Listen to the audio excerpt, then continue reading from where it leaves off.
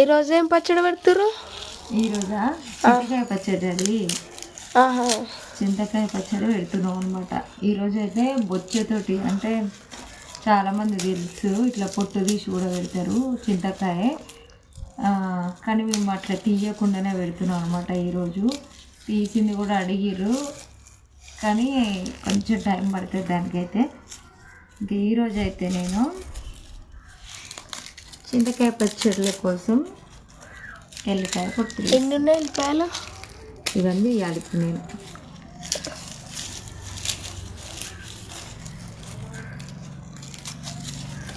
ఎవరికైనా కావాలంటే మాత్రం ఆర్డర్ పెట్టుకోండి. కేజీ 600 మాత్రమే.